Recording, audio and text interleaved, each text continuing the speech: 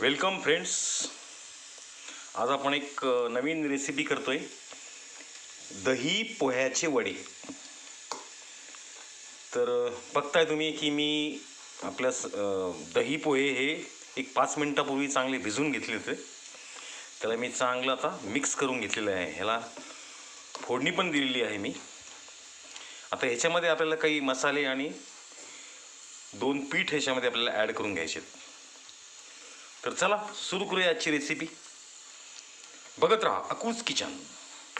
मस्त खा, स्वस्त रहा आणि बघत राहा अकूज किचन.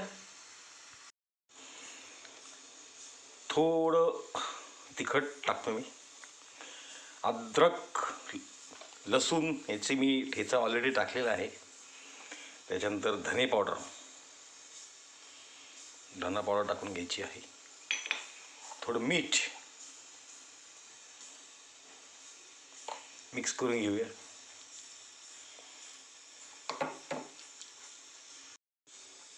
बेसन पीठ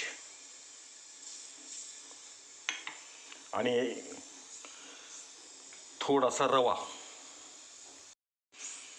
रवा मिक्स करून घेऊ आपण. आता याला व्यवस्थित आपल्याला मळून घ्यायचं हे पीठ. बघत राहा अकूज किचन.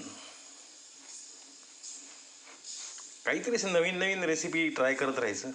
मला खूप आवडतं ते. तुम्ही पण ट्राय करा. बघत राहा अकूज किचन. फ्रेंड्स, आपलं पीठ चांगलं सेट झालेलं आहे आणि आमची पारंपरिक कढई मी ठेवलेली आहे गॅसवर. तेल पण आहे त्यात. मीडियम फ्लेम आहे त्याची. बघताय तुम्ही, मीडियम फ्लेम ठेवलेली आहे मी. तर तेलही आपलं गरम झालं आहे. आता बघूया आपण एक एक सोडून.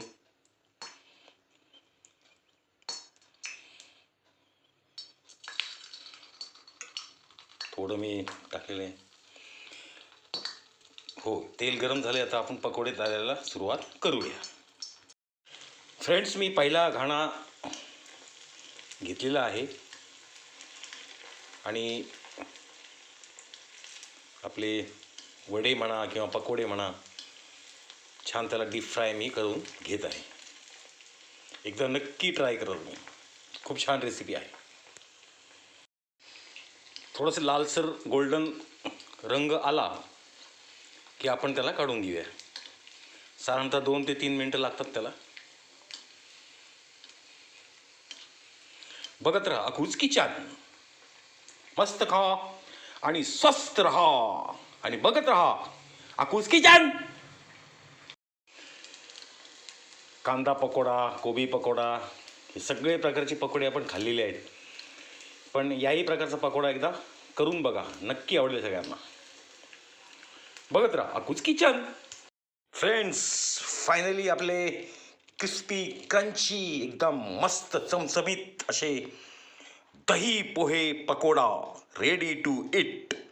नुसतं खा, शेजवान चटणीसोबत खा, दह्यासोबत खा, कशासोबतही खा, अप्रतिम लागतात. नाही तर नुसतं खा.